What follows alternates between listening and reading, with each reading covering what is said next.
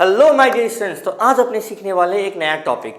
अपने बार बार एक डेफिनेशंस में, ऑब्जेक्टिव्स में, फंक्शन में समझ रहे थे कि जो अकाउंटिंग इन्फॉर्मेशन होता है ना, that has to be communicated to the users. तो ये यूजर्स कौन होते हैं ये समझना जरूरी है। तो आज के वीडियो में अपने ये समझने वाले कि ये कौन कौन अकाउंटिंग इन्फॉर्मेशन के यूजर्स होते हैं। तो बिना टाइम वेस्ट किए चलिए शुरू करते हैं।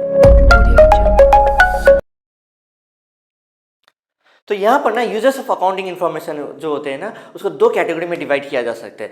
एक हो गया इंटरनल यूजर्स, दूसरा हो गया एक्सटर्नल यूजर्स। इंटरनल यूजर्स मतलब वो यूजर्स जो कि बिजनेस के ऑर्गेनाइजेशन के अंदर ही है and they need this information for the better decision making and for their various purposes. Okay, and दूसरे होते हैं एक्सटर्नल यूजर्स। तो अपने धीरे धीरे टच करते हैं। पहले यूज करते हैं इंटरनल यूजर्स में कौन कौन है। इंटरनल यूजर्स में ना सबसे पहला जो है that is a owner. Owner जो होता है ना, बिजनेस में कैपिटल इन्वेस्ट करके रखा हुआ है।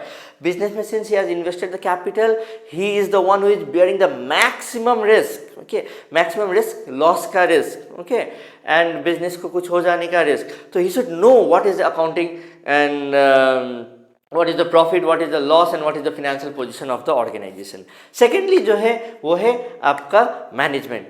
ओनर जो होता है ना, कभी कभी मैनेजर्स या बोर्ड ऑफ डायरेक्टर्स ये लोगों को अपना बिजनेस संभालने के लिए वो लोगों की रिस्पॉन्सिबिलिटी दे देता है। Okay, that you run the business and obviously they get the salary and all.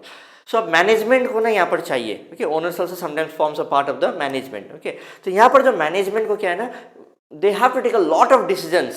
They have to take a lot of decisions in the tenure of the business, and to take the decisions they require financial information. तीसरा जो है वो है employees of the organization. देखो employees भी organisation के अंदर रहते हैं, कोई कोई इसको बाहर भी मानते हैं, but then you have to consider employees to be a part of the organisation. I consider they are the integral part of the organisation and they should know what is the accounting information. कभी कभी क्या था ना, organisation commitment करता है कि दिवाली में इतना प्रॉफिट हो गया तो हम इतना बोनस देंगे. ओके, एंड मान लो दिवाली आया, मे बी प्रॉफिट भी हो गया, लेकिन उन्होंने बोला कि इतना प्रॉफिट तो हुआ ही नहीं, तो एम्प्लॉइज को तो मालूम ही नहीं चल पाएगा कि प्रॉफिट हुआ कि नहीं हुआ. So for that they need the accounting information.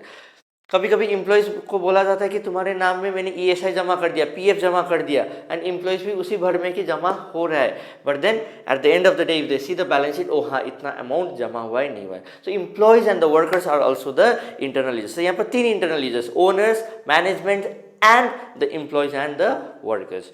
Next category of जो यूजर्स है that are external users. External में तो कोई लिमिट नहीं है, जो भी बिजनेस के बाहर who requires a lot and lot of informations okay of the organisation. तो यहाँ पर सबसे पहला जो है दैट इज इन्वेस्टर्स. ओके, मैंने मान लो एक रिलायंस कंपनी में पैसा लगा के रखा हुआ है, तो I am the investor of that company. I have invested money in that company. Since I have invested money in that company, I should no कि मेरे को कब बेचना है.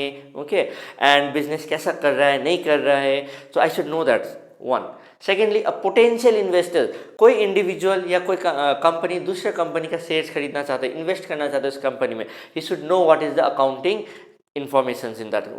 पीएल बैलेंस शीट वहाँ पर कैसा है, यदि प्रॉफिटेबल है तो maybe they will invest, otherwise they will not invest in that organisation. So this is the two, investors and potential investors. ऐसे करके आपके दो हेडिंग्स बन जाते हैं.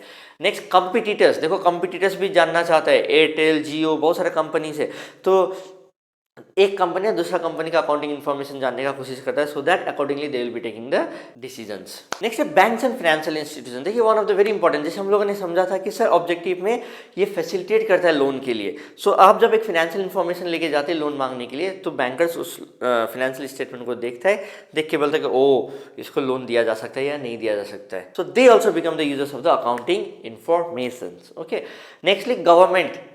तो गवर्नमेंट के बहुत सारे ब्रांचेस है, जैसे कि जीएसटी वाला सेगमेंट हो गया, इनकम टैक्स का सेगमेंट हो गया. Okay, so they also need to know कि कितना प्रॉफिट हुआ, इतने मेरे को इतना जीएसटी पे किया या नहीं किया, इतना इनकम टैक्स पे किया कि नहीं किया. So they also forms a users of the accounting information. ठीक है, and nextly is the researchers, जो कि काफ़ी आदमी ना रिसर्च करते रहते हैं. ओके, पीएचडी स्कॉलर्स जो रहते हैं, ओके वो लोग, और काफ़ी आदमी किसी कंपनी के बारे में रिसर्च करते रहना चाहता है. जैसे कि अभी हाल फिलहाल में अपने को मालूम चला कि हिडनबर्ग का जो रिपोर्ट था वो लोगों ने पूरा रिसर्च करके रखा हुआ था, एंड देन उस रिसर्च करके अडानी ग्रुप के बारे में कुछ वो लोगों ने रिपोर्ट जनरेट करके पब्लिकली मार्केट में रखा. सो दे हिडनबर्ग मतलब ऐसे टाइप को रिसर्चर्स, रिसर्च इंस्टीट्यूट्स जो होते हैं ना, वो लोग को भी दरकार होता है अकाउंटिंग इन्फॉर्मेशन के लिए, and accordingly they make the research.